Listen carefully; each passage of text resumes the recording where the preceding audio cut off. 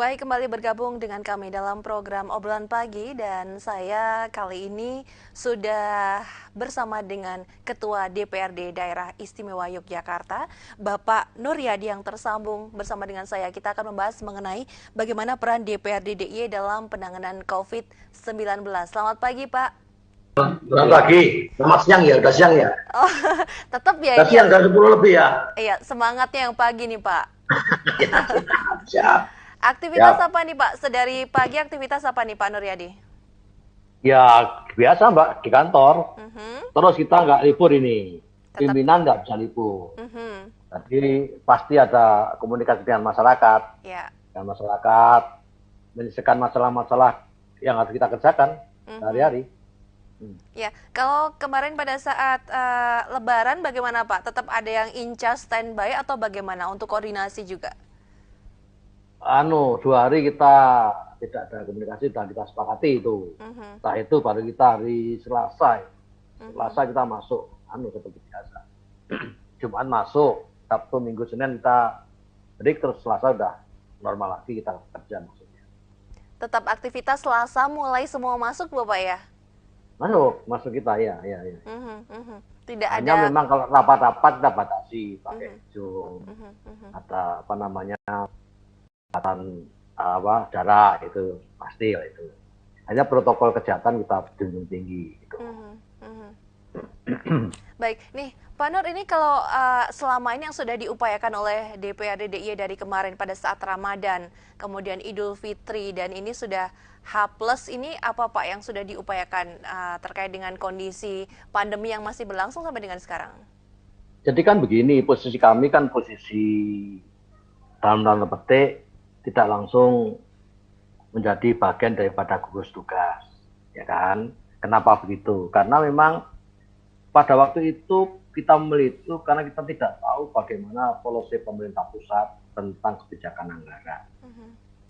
Kita khawatir posisi yang melekat pada dewan itu, salah satunya budgeting itu, kalau kita berbaur nanti saya khawatir ada sesuatu yang berikutnya menjadi tidak enak di antara kita. Nanti tidak ada selektif.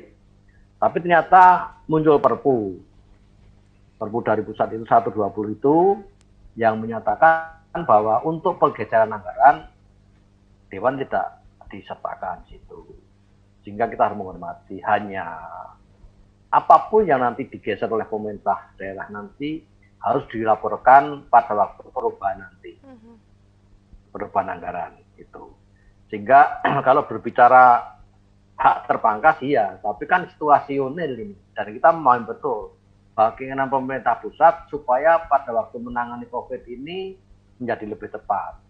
Mhm. Sehingga tidak usah proses untuk apa pada waktu penggeseran anggaran, tapi sudah cukup kita berikan kewenangan seperti apa yang ada di Perpu itu, sehingga pemerintah daerah yang mencoba menggeser itu. Dan nanti dilaksanakan lewat gugus tugas. Dan nanti dilaporkan pada waktu nanti ada perubahan anggaran pada saatnya nanti. Itu kira-kira. Ya, Gitu. ini kalau sebagai wakil rakyat Bapak, ini sebenarnya kalau dari masyarakat apakah ada masukan-masukan yang sekarang Oh perlu iyalah, digarisbawahi Pak? iyalah. Mhm. Jadi kan masukan itu pasti kita koordinasikan dengan eksekutif pasti. Ya. Salah satunya adalah bagaimana menangani setelah wabah ini. Jadi kan ada 3 hal yang kita lakukan. Satu, bagaimana tentang penularan. Ya. 2, bagaimana tentang menggerakkan ekonomi. Ya. 3, bagaimana itu ekonomi menjadi bangkit. Itu kan pasti ada dalam planning kita. Mhm. Baik itu diskusi kita di internal DPRD maupun pada waktu ada aspirasi masuk.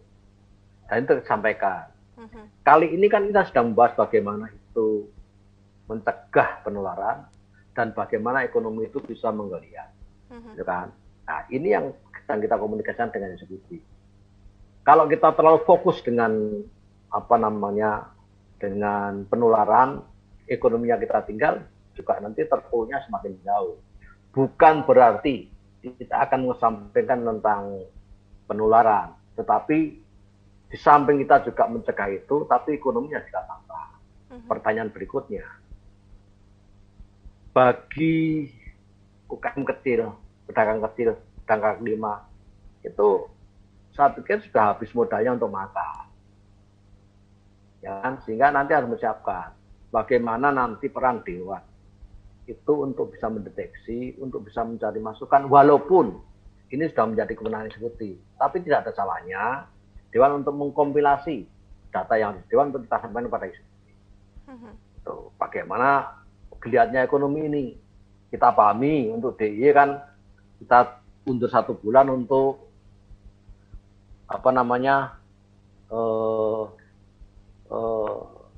situasi itu, tapi kita tidak masuk dalam konteks yang lebih tinggi untuk PSBB penuh. Tuh. Nah itu kita akan mencoba untuk selalu mencari masukan lewat mekanisme yang ada di Dewan maupun pada teman-teman anggota fraksi yang dari partainya, itu pasti. Intinya kita akan menyampaikan aspirasi itu kepada eksekutif, gugus tugas supaya nanti itu bisa menjawab semua. Contohnya, kalau berbicara tentang data yang sekarang ada di dinas pada waktu itu kan data yang maaf sudah beberapa tahun yang lalu. Sehingga kalau berbicara orang yang sekarang itu dirumahkan, orang yang di PHK, orang pedagang kecil yang sudah tidak mampu mempertahankan hidup dalam konteks makan, itu kan harus menjadi data baru yang itu harus diakomodir sepanjang itu tidak ada double data, double penerimaan. Yang penting itu saja. Sehingga anggaran itu juga bisa diberikan lewat dana kelurahan yang ada di BPN, dana kabupaten, dana provinsi maupun dana APBN. Tinggal kita menjabarkan mana yang ditangani oleh kelurahan, desa, oleh kabupaten, provinsi maupun pusat. Sehingga jangan ada tumbang tindih. Makanya tentang pendataan itu penting. Kita tidak ingin masyarakat DIY yang tanda petik, maaf bahasa saya, yang jangan sampai ada yang kelaparan lah gitu aja lah. Maaf kalau bahasanya ini terlalu nggak enak ya. Tapi saya sulit membahasakan yang lain. Sehingga jangan sampai ada masyarakat yang betul-betul tidak mampu untuk tidak bisa bertahan hidup.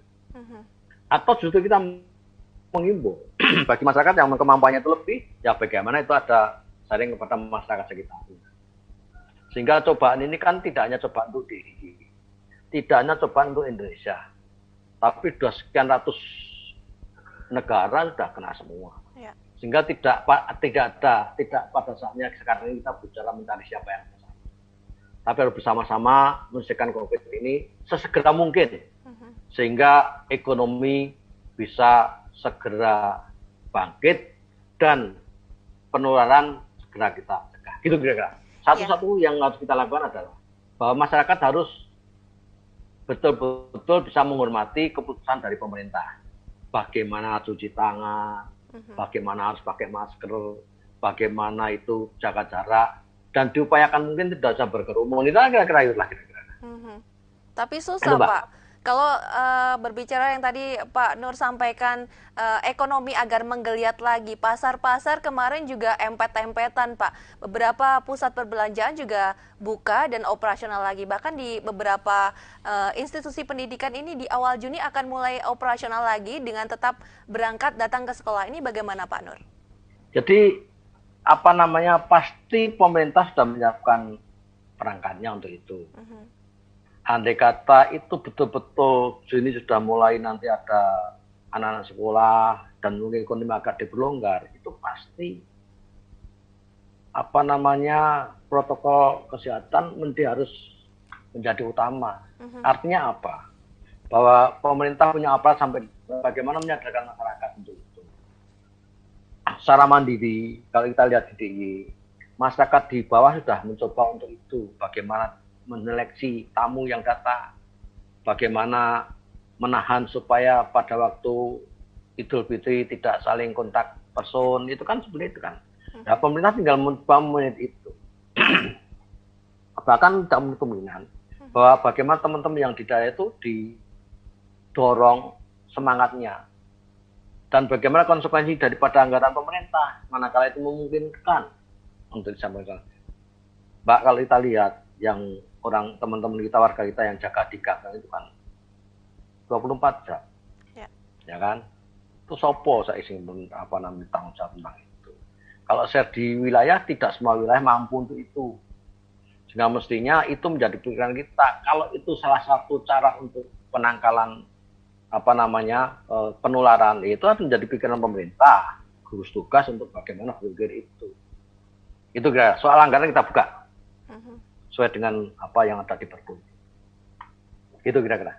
Ya, baik Pak Nur, ini terkait dengan yang disampaikan oleh Gubernur DIY ini dengan perpanjangan status tanggap darurat bencana COVID-19 di daerah istimewa Yogyakarta. Poin-poinnya apa saja Pak Nur?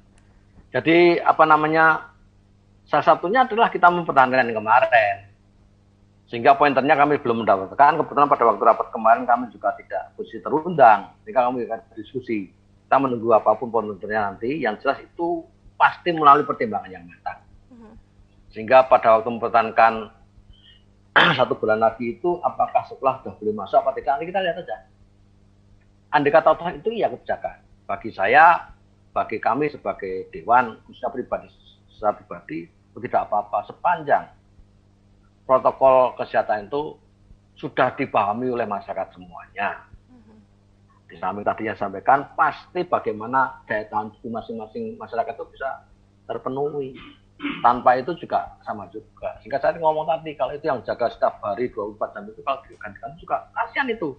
Kondisinya bisa merosot itu. Kalau tidak ada apapun, ini kan belum terpikirkan. Nah, mudah-mudahan diskusi ini didengar oleh teman-teman gugus tugas, kalau sudah menyampaikan itu. Supaya actionnya lebih cepat. Dan mudah-mudahan DIY juga segera cepat lah, sehingga tidak tertumbang-ambing dengan rasa takut ini. Baik, dan sebelum kami lanjutkan perbincangan bersama dengan Ketua DPRD Daerah Istimewa Yogyakarta, kami juga mengundang Anda saudara nanti bisa bergabung melalui line interaktif di 02744477666 usai jeda berikut.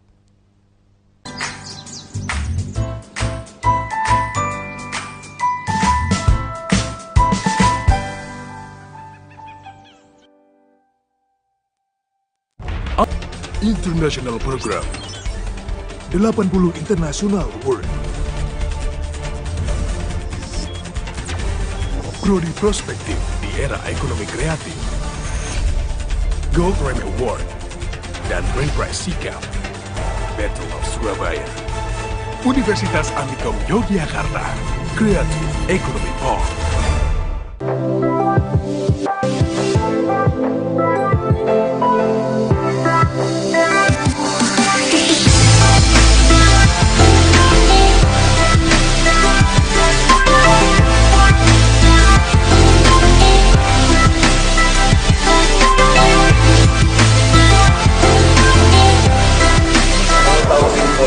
Musik terkini, simak terus musik pop hari Sabtu hanya di RBTV Asli.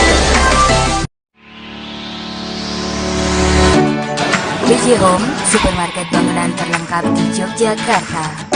Pusatnya bahan bangunan terbesar, terlengkap, termurah di Yogyakarta. Supermarket bangunan komplit dengan isinya yang memberikan pengalaman baru dalam berbelanja bahan bangunan. Memenuhi segala kebutuhan rumah Anda dari mulai atap, lantai, beserta isinya. BJ Home, supermarket bangunan, Jalan Raya Janti, Ring Road Timur, nomor 96, Yogyakarta. Musim hujan telah datang. Hah? Awas, bahaya nyamuk Aedes aegypti, nyamuk penular penyakit demam berdarah. Aha! Ayo lakukan 3M untuk mengatasinya. Mengubur, menguras, dan menutup. Dipersembahkan oleh RBTV dan Kids Solution.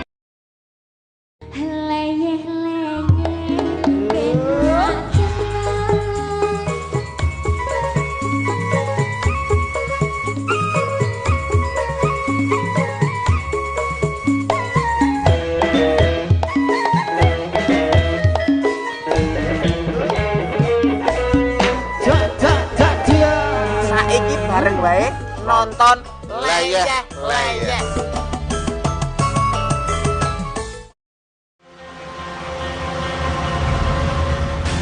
Kabar Jogja merekam peristiwa penting yang terjadi di DIY dan Jawa Tengah. Selain peristiwa, kami juga mengangkat isu-isu terhangat, baik politik, hukum, ekonomi, dan sosial budaya. Kami hadir setiap hari menemani pagi Anda. Kabar Jogja, inspiratif dan terpercaya.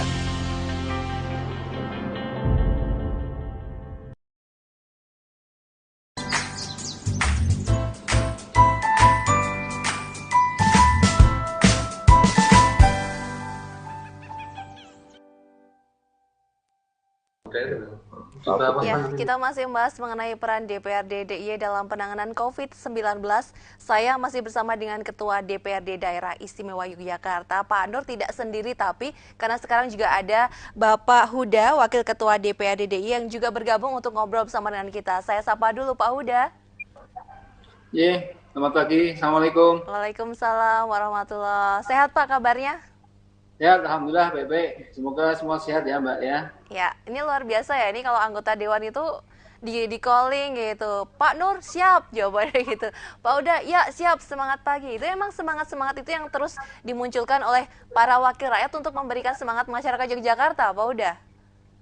Ya itu standar wakil rakyat harus begitu. Nggak ada kawan-kawan kita ini yang WFH nih. Semuanya lagi keliling ke lapangan, ke dapil, dengerin rakyatnya gimana, terus nanti sampai ini tugas gitu ya. Kayak Sepakat ya Pak Nur ya? Ya, kalau wakil rakyatnya libur nanti repot nanti. Ya, Pak Huda tadi Pak Nur sudah menyampaikan beberapa hal. Juga menitik beratkan mengenai bagaimana agar perekonomian itu dapat menggeliat kembali di daerah istimewa Yogyakarta. Nah, terkait dengan Yogyakarta dengan perpanjangan ini Pak, status tanggap darurat dulu kan dari anggota Dewan juga yang mendorong. Ini apa yang mendasari hal tersebut? Ya sekarang kalau kita nggak perpanjang tanggap darurat, artinya kami ini mendukung gubernur memperpanjang tanggap darurat ini sampai 30 Juni dengan berbagai alasan ya saya kira, kita logis semua. Tapi yang jelas dengan status tanggap darurat ini memudahkan rekan-rekan Pemda untuk melakukan berbagai macam tindakan, terutama terkait dengan anggaran ya. Dan mereka lebih luas. Mereka kalau mau beli-beli alkes, beli-beli APD itu bisa penunjukan langsung, nggak usah pakai lelang. Padahal kalau pakai lelang sangat lama ya kan. Dalam urusan ini dengan tanggap darurat ini, APD segala macam hal yang dibutuhkan oleh kepentingan medis bisa dilakukan pengadaan dengan cepat.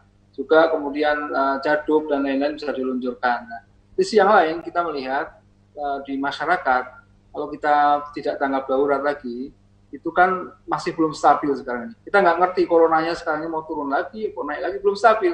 Dan kemarin udah kita bergembira ada 2 hari kosong kan, jadi nggak ada kasus baru. Ternyata hari ini ada kasus baru lagi, ada 2 lagi. Nah, kita belum bisa lihat tren itu. Nah, ketika belum bisa lihat tren itu ya tanggap darurat ini yang paling pas.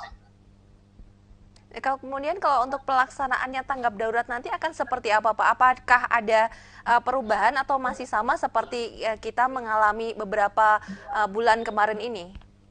Yang kita tekankan malah justru sekarang kita udah 3 bulan atau 2 bulan ini ya, kita sudah sudah mengalami itu corona seperti apa, masa-masa sulitnya saya kira udah berlalu kemarin lah. Karakternya kita udah agak mengerti. Nah sekarang yang penting adalah bagaimana agar dalam masa tanggap darurat kali ini plus disiapkan hal-hal yang dilakukan saat recovery, ya kan? Misalnya protap-protap tempat wisata kalau nanti mau buka itu seperti apa nih, ya kan? Pasar-pasarnya kalau mau dibuka nanti besoknya seperti apa, dibikinkan, kemudian disosialisasikan, dikasih alat-alat bantu, nggak hanya sekedar tulisan-tulisannya protap nih tempat wisata seperti ini, kalau ke pasar seperti jaga jarak, jangan, tapi kasih alat bantu. Kayak misalnya kalau yang sudah ada kan kayak di bank-bank, tempat-tempat modern itu kan udah ada semua nih ya kan, dikasih pembatas, kasih jarak, kasih tulisan jaga jarak, atau kemudian kalau kaki itu kalau di masjid-masjid dilakukan ya tempat softnya dikasih garis-garis itu kan. Nah saya kira di tempat-tempat umum semua ini di masa tanggap darurat kedua ini harus dilakukan protap-protap yang seperti itu, dikasih protap plus dikasih alat bantu biar masyarakat itu bisa memahami protapnya seperti apa. Saya kok optimis ya, warga DIY ini kan taat-taat nih, ya kan. Kita lihat kemudian tanpa ada PSBB saja seolah udah PSBB dulu kan, sepi sekali. Meskipun ramai kemarin menjelang Lebaran, tapi 3 hari terakhir ini kok juga udah sepi lagi ya, kira-kira begitu.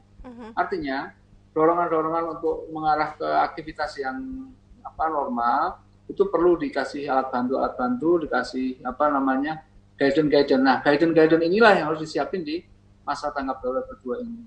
Harus betul-betul siap, sehingga nanti kami berharap sudah nggak ada lagi tanggap darurat lah. Nantinya setelah ini bisa kita recovery dan bisa berjalan kembali. Kita coronanya ketika dia sudah surut, masyarakatnya sudah siap untuk berekonomi kembali dan bekerja kembali gitu. Iya, Pak Nur, kalau yang baru saja disampaikan oleh Pak Huda ini berarti kita bisa dikatakan kita sudah mulai mengenal ritme dari pandemi COVID itu ya. Tapi kita terima telepon dulu, ada yang bergabung. RBTV, selamat pagi. Iya, halo, selamat pagi. Silakan, dengan Bapak siapa? Baik, mohon maaf terputus. Anda bisa kembali mencoba menghubungi kami di nomor 0274 4477 666. Ada Pak Nur dan juga Pak Huda yang akan memberikan jawaban atas pertanyaan Anda. Mumpung ini wakil rakyatnya ngumpul di sini, ada Pak Ketua dan Pak Wakilnya juga hadir, jadi silakan Anda bisa menyampaikan pertanyaan di 4477 666. Pak Nur, kalau yang tadi disampaikan oleh Pak Huda itu berarti kita dalam posisi menuju new normal atau sudah dalam proses new normal atau bagaimana nih Pak Nur? Jadi masih pada proses itu, Mbak. Kan begini, bahwa new normal itu ada beberapa kriteria yang kita penuhi, kan? Menuju ke sana itu bagi kita mudah, sepandang apa jangan juga tadi. Warga kita itu sebenarnya kan lebih bisa dipahamkan. Kalau saya nggak bahasa menurut, tapi pahamkan. Nah, memberikan pemahaman ini harus jangan berhenti. Sehingga kalau nanti kita mau buka, coba agak dilonggarkan bahwa itu ada tempat wisata semua dibuka nanti. Konsekuensinya harus seperti tadi. Tidak hanya sekedar slogan. Betul dipenuhi. Salah satu yang harus dilakukan paling depan. Bagaimana masyarakat kita itu paham betul. Paham dulu tentang bagaimana protokol kesehatan ini. Itu saja dulu. Sebelum orang luar masuk. Kalau kita nggak paham, tadi sampaikan bahwa masih ada pasar yang berkerumun caranya ini kan yang penting itu dulu. Kita nggak tahu kapan ini. Maunya sih kita segera. Segera itu harus ada syarat. Syaratnya salah satunya adalah kita sama-sama harus menjunjung tinggi arahan pesan daripada pemerintah itu saja. Saja. Kita sudah lakukan itu sehingga kalau saya dengan Pak Uga di kantor bukan berarti yang lainnya tidur di rumah, tidak. Semua mencari masukan untuk kita kita diskusikan, untuk kita memberikan masukan kepada lewat. Baik, ditahan dulu Pak, ada telepon yang masuk, kita coba terima dulu. RBTV, selamat pagi. Halo. Halo, silakan, sudah terhubung dengan siapa di mana? Ya, silakan, dengan Bapak siapa? Pak Mujiono, silakan Pak, apa yang mau disampaikan? Begini, terkait dengan COVID-19, karena pemerintah daerah istimewa Yogyakarta segera memasuki era new normal, yang penting perlu disosialisasikan kepada seluruh perangkat pendidikan adalah kesadaran yang tinggi untuk bisa berdisiplin tetap menerapkan protokol kesehatan. Jadi beberapa hal kita temui di lapangan itu di pelosok-pelosok masih banyak yang kurang mengindahkan protokol kesehatan ya. Memakai masker, baik, cuci tangan, kemudian menjaga jarak, ini sering tidak diabaikan oleh para warga. Ini harusnya mendapatkan penekanan karena tidak dapat dihindari bahwa anak-anak di sekolah itu pasti berkerumun itu ya. Pak Muji saya kemana ya? Dari mana nih Pak Muji ya? Iya Pak Mujiono, lokasi di mana Pak? Dari Brebes Pak. Baik, ya. Sleman. Ya, baik. Iya Pak, Sempat ketemu kemarin. Oh, siap. Baik. Ya. Ada lagi Pak atau sudah? Baik, sudah? Baik, terima kasih Pak Mujiono sudah bergabung. Silahkan bisa langsung ditanggapi Pak Nur. Ya, itu tadi. Artinya kan ini salah satu Pak Mujiono adalah masyarakat yang bisa mewakili di wilayah setempat. artinya bahwa di satu daerah itu, di beberapa daerah itu, protokol kesehatan itu masih belum dilakukan. Ya, tadi satu menyetir Mas Huda, masyarakat jadi manut. Kan kita kasih tahu perangkatnya. Kan ada gubernur sampai desa, sampai duku. Itu yang terpenting. Sebelum kita menuju pada new normal, itu kita lakukan dulu, sudah kita siap dulu. Jangan sampai justru nanti menjadi bumerang. Pada waktu kita tahu nggak, kan ternyata justru banyak yang terjangkit positif tentang COVID itu. Tuh. Saya sepakat sekali. Makanya saya tadi sampaikan, masyarakat di bawah itu sudah mencoba untuk mengantisipasi dengan cara mereka menutup ruang. Memfokuskan jalannya, tidak semua jalan dibuka, salah satu jalan. Pertanyaan tadi kan, sopo sing ngurusi dheweke kuwi. Kita sudah sampaikan pada eksekutif, tapi belum ada actionnya, ya kan? Kan kita masih ada anggaran yang memungkinkan untuk kita sapa dengan cara apapun, Gugus Tugas pasti paham itu, karena aspirasi sudah kita sampaikan. Itu Pak. Ya, baik. Demikian Pak Mujiono sudah langsung ditanggapi. Bagi Anda yang mau bergabung, kami masih membuka line interaktif di 027444776666. Berikutnya langsung kita angkat dulu RBTV. Ya, silakan dengan siapa di mana? Ya, dengan Bapak siapa di mana, Pak?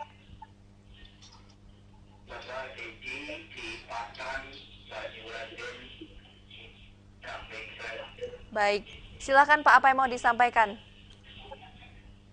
Saya cuma menanyakan ke wakil rakyat, apakah wakil rakyat ini sudah mengecek kebijakan dari pemerintah perihal relaksasi ataupun penangguhan angsuran di masing-masing listrik. Diulangi Pak.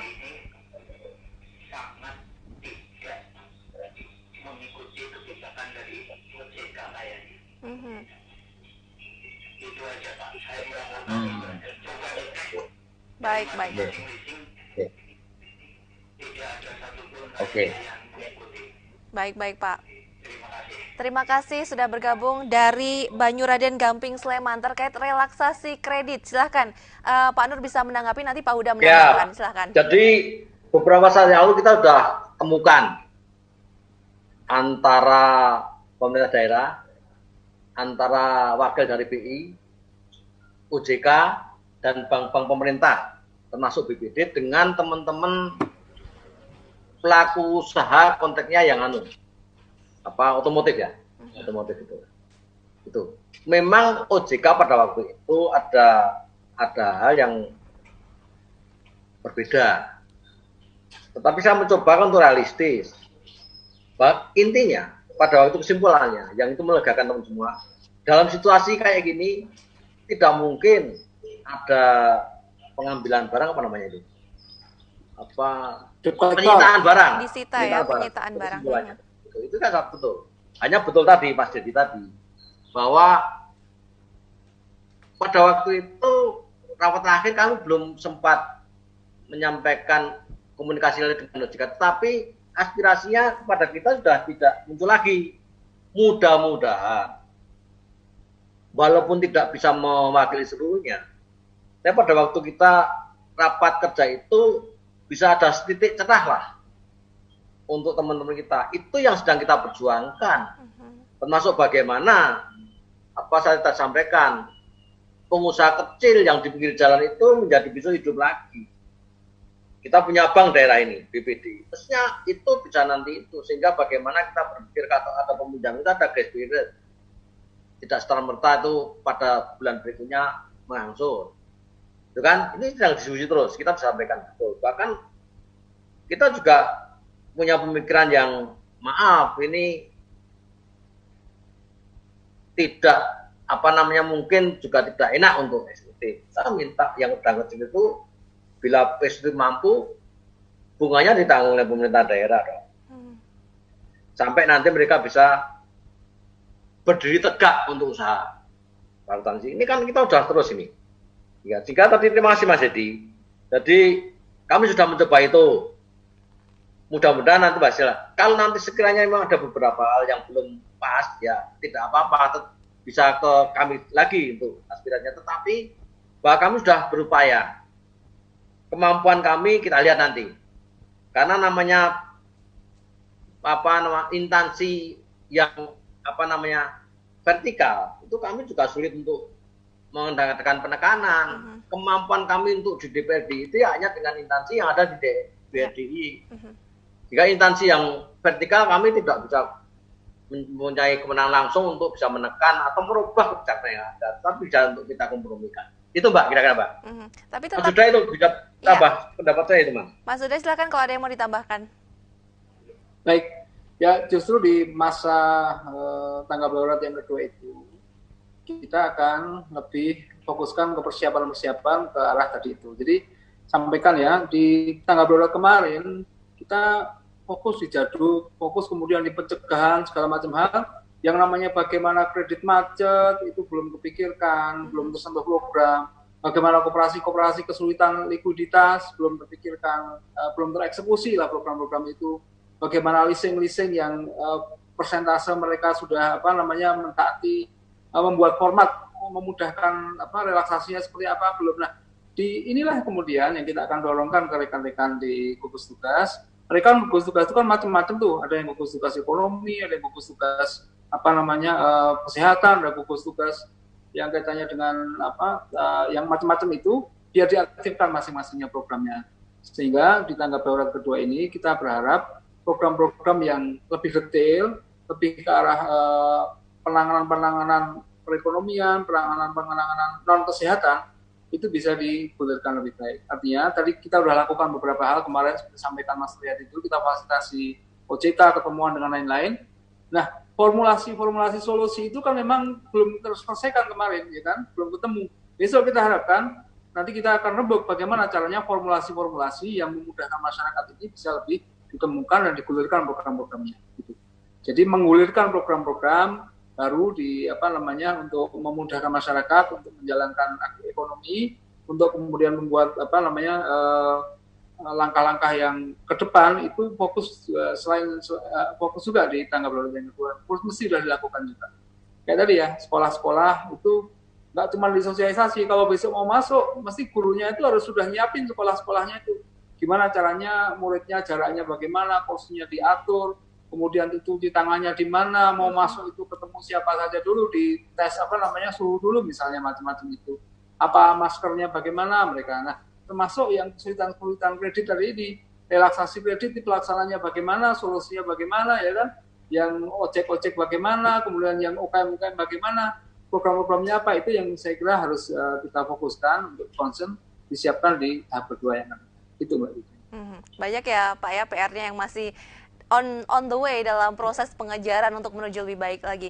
Untuk Anda yang mau bergabung, kami masih membuka line interaktif di 02744477666. Baik, Pak Nur dan juga Pak Huda, ini kalau terkait dengan bantuan dari pemerintah yang diterima oleh warga masyarakat, ini controllingnya bagaimana Pak untuk pelaksanaannya? Pak Nur dulu. Jadi begini, saya sudah sampaikan tadi, bahwa data yang digunakan pemerintah kemarin itu data yang sudah beberapa tahun yang lalu, kalau saya nggak bicara usang gitu ya, tahun 2019 salah. Sehingga teman-teman Dewan ini, kita juga di daerah itu, di bawah itu untuk mencari tahu itu, untuk menambah sesuatu yang memang secara aturan diperbolehkan. Bahasanya kalau yang sekarang agak itu kan namanya misbar, maaf ya. Misbar itu miskin baru, maaf ya. Itu teman-teman yang sudah betul-betul tidak bekerja, yang kemarin pada waktu normal sih nggak ada masalah. Begitu tidak normal, udah sekian bulan ini udah nggak ada duit di rumah, udah nggak ada beras di rumah. Ini harus menjadi prioritas kita. Sehingga tadi saya sampaikan bahwa anggaran yang bisa menopang itu ada 4 anggaran. Anggaran yang ada di desa, anggaran di kabupaten, ada kota, anggaran di provinsi, dan anggaran di pusat. Bagi kita, DPR ini, sepanjang itu tidak tumpang tindih dan tidak ada double penerimaan, clear bagi kami. Siapapun nanti ada yang data sesuai dengan aturan, ya kita sondingkan. Dan kita sudah mencoba itu terus, Mbak. Sehingga kalau ada masukan yang belum sesuai dengan kriteria, ya, sampaikan, nanti akan kita perjuangkan. Kita sudah menentukan ini 53 orang terjun ke bawah ini juga hari ini juga. Setiap hari itu begitu, Pak. Dengan cara mereka sendirilah. Kalau mereka punya partai politik kan dia dengan cara itu kira-kira. Ya, baik. Pak Huda, ada yang mau ditambahkan Pak terkait dengan pengawasan untuk bantuan yang disampaikan ini, Pak? Iya, jelas. Jadi setelah tahap pertama kemarin digulirkan, ya kan, kita udah dapat feedback sekarang. Feedback masukan dari berbagai perangkat desa, masyarakat, kelompok masyarakat yang nggak dapat bantuan tahap pertama. Disampaikan Mas Nuradi, ini kan bantuan tahap pertama tadi, datanya kan jadul nih, ya kan, ada yang nggak tepat, segala macam hal. Tapi memang kita dorong, gulirkan dulu yang tahap pertama ini. Kenapa kalau nggak digulirkan, ini tambah lama lagi, tambah sulitan lagi masyarakat kita yang sudah.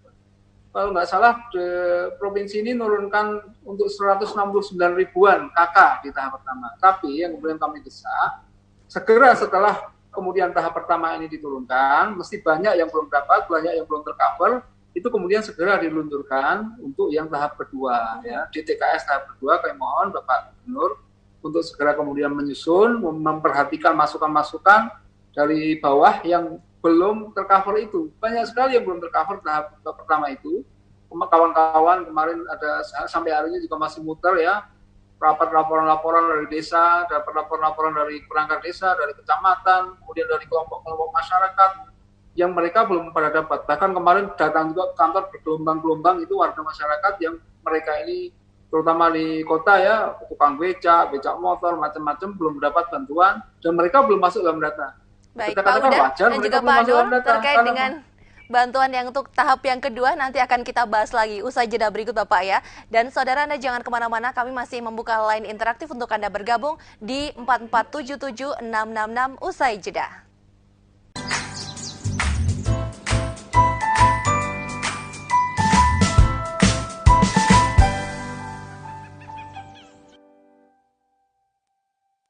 Amicom, a private entrepreneurial model university by UNESCO. International Program 80 International Award. Prodi Prospektif di era ekonomi kreatif. Gold Remy Award dan Brain Prize Sikap. Battle of Surabaya. Universitas Amicom Yogyakarta. Creative Economy Park.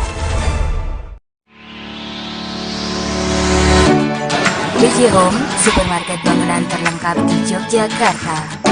Pusatnya bahan bangunan terbesar, terlengkap, termurah di Yogyakarta. Supermarket bangunan komplit dengan isinya yang memberikan pengalaman baru dalam berbelanja bahan bangunan. Memenuhi segala kebutuhan rumah Anda dari mulai atap, lantai, beserta isinya. BJ Home, supermarket bangunan, Jalan Raya Janti, Ring Road Timur, nomor 96, Yogyakarta. Perangi Corona atau COVID-19. Jangan panik, tapi tetap waspada. Jaga pola hidup sehat. Tutup mulut dan hidung saat batuk atau bersin. Hindari kegiatan berkerumun. 5 dari 10 besar penyakit yang menyebabkan kematian di kota Yogyakarta adalah penyakit tidak menular. Sebagai langkah antisipasi, pemerintah Kota Yogyakarta telah mendeklarasikan program Gerakan Masyarakat Hidup Sehat atau disingkat GERMAS. GERMAS adalah suatu tindakan sistematis dan terencana yang dilakukan secara bersama-sama oleh seluruh komponen bangsa dengan kesadaran, kemauan, dan kemampuan berperilaku sehat untuk meningkatkan kualitas hidup. Fokus kegiatan GERMAS adalah 1. Melakukan aktivitas fisik minimal 30 menit sehari untuk meningkatkan kebugaran tubuh. Yang kedua, konsumsi sayur dan buah karena sayur dan buah mengandung banyak nutrisi dan vitamin. Yang ketiga, memeriksa kesehatan secara berkala sebagai bentuk deteksi dini untuk mengurangi resiko penyakit tidak menular. Yang keempat, menaati Perda nomor 2 tahun 2017 mengenai kawasan tanpa rokok. Jadi ayo, sukseskan GERMAS!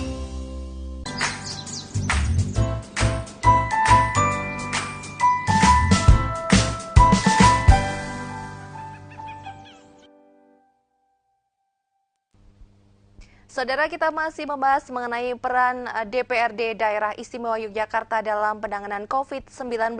Saya masih bersama dengan Bapak Ketua DPRD dan juga Bapak Wakil Ketua. Ada Pak Nur dan juga Pak Uda, dan bagi Anda yang mau bergabung masih ada kesempatan. 4477666 masih kami buka untuk Anda. Baik, Pak Uda tadi masih bersemangat untuk menyampaikan untuk tahapan yang kedua ini seperti apa, Pak?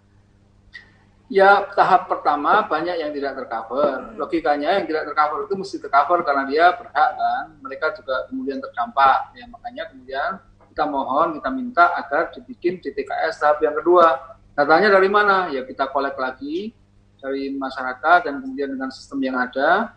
Kemudian yang belum tercover itu biar di-cover oleh DTKS tahap kedua. Rekan-rekan SKPD mengkolek, kemudian anggota Dewan juga mengkolek dan lain-lain. Nah, harapannya oleh DTKS tahap kedua ini sudah lebih banyak yang tercover dan minimal sekali yang mereka seharusnya berhak kemudian tidak tercover. Kalau DTKS yang tahap pertama kemarin banyak yang belum tercover, sekarang sudah pada memberikan masukan kita melalui rekan-rekan kita yang 55 itu semuanya sudah mendapatkan masukan macam-macam, bahkan sodoran data-data detail mereka ini dapat semuanya. Jadi wajar kalau kemudian di tahap kedua ini segera digulirkan. Meskipun kemarin yang tahap pertama sudah digulirkan, kami sangat menghargai Pak Gubernur. Tahap kedua kami mohon segera juga digulirkan. Gitu, Mbak. Ya, baik. Kalau terkait dengan pariwisata yang memang akan segera dibuka kembali. Tapi kita terima telepon dulu, Pak. Kita coba lagi di 4477666. Terputus. Baik, silakan untuk mencoba menghubungi kami kembali. Di 4477666 masih kami buka untuk Anda yang akan bertanya langsung kepada para wakil rakyat yang sekarang sedang kita kumpulkan di sini. Ada Bapak Ketua dan juga Bapak Wakil Ketua bersama dengan kita. Pak Uda dan juga Pak Nur, ini kan pariwisata akan segera mulai kembali. Dan Yogyakarta ini, DIY akan menjadi salah satu percontohan nanti konsep new normal untuk pariwisata. Nanti regulasinya akan seperti apa? Saya ke Pak Nur dulu. Oke, sebelum itu saya tegaskan tadi yang Pak Uda sampaikan. Jadi masyarakat yang penting nggak usah khawatir tentang data itu. Karena pasti ada data baru nanti yang kita masukkan mekanisme dan masuk di DTKS di kabupaten. Ya. Tetapi yang penting masyarakat mencoba untuk berbicara tentang hak. Karena yang awal mungkin bisa dari 3 bulan lebih, tapi yang belakang kan pasti ada potongan bulannya. Ini yang penting, jangan sampai nanti ada di belakang hari seperti minta yang sudah dari data awal, nggak mungkin. Karena data ini data susulan yang kita tegaskan untuk segera menjadi masuk di DTKS sehingga untuk gelombang-gelombangnya bisa disertakan. Sehingga masyarakat nggak usah khawatir. Kami selalu mencoba untuk mengupdate terus lewat anggota kami, lewat aspirasi dan kita sampaikan lewat gugus tugas. Yang berikutnya tentang pariwisata.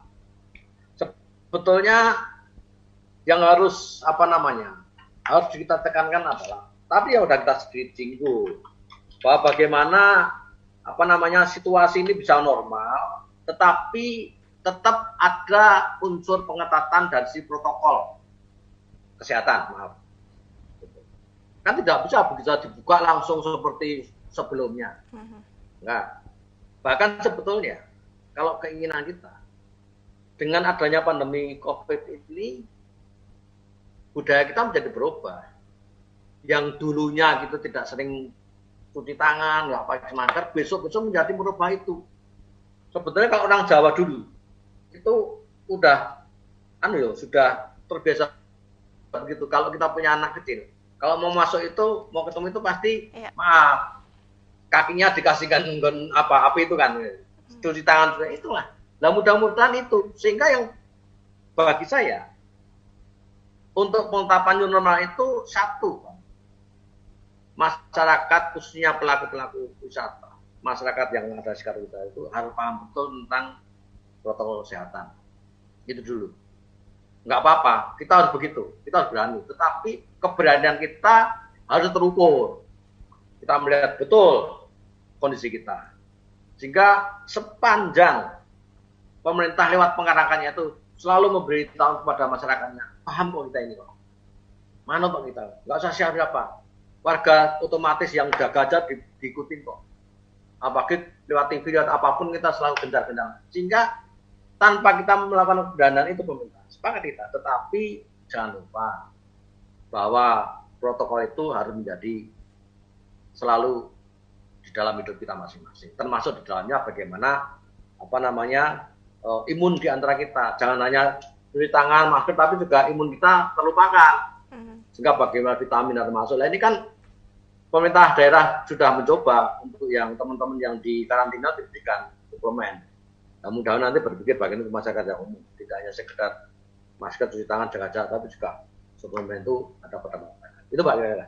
Iya, saya ke Pak Uda. Ini berarti terkait dengan pelaksanaan nanti kita menuju ke new normal, pariwisata new normal dan juga perekonomian new normal, kehidupan yang new normal ini sendiri.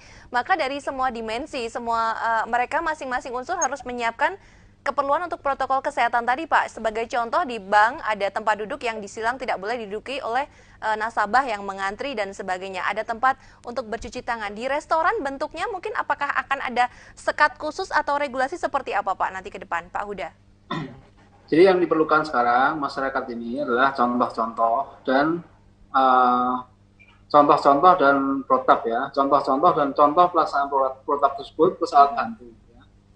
Saya kembali sampaikan, ini itu adalah bencana kesehatan. Maka kemudian yang diikuti, kami mohon pemerintah juga sangat mendengarkan masukan-masukan dari ahli kesehatan, ahli pandemi, ahli kesehatan segala macam. Bagaimanakah mengatur tempat-tempat yang seperti ini? Bagaimanakah mengatur pasar? Apakah boleh bagaimana? Jadi panglimanya tetap di ahli kesehatan, ini satu. Kemudian yang kedua, fasilitas kesehatan kita juga mesti bagus. Sekarang harus berbenah, sehingga mudah-mudahan tidak terjadi lonjakan pasien. Kalau nanti dibuka, kemudian ada pasien, jangan sampai tidak tertangani. Ini dua ya. Jadi protap kesehatan menurut ahli kesehatan harus diikuti, plus kemudian fasilitas kesehatan juga mesti disiapkan. Kemudian yang ketiga, yang contoh-contoh, produk-produk contoh dari pemerintah plus monitoring pemerintah, dan nanti kita akan bantu juga terhadap fasilitas-fasilitas yang ada.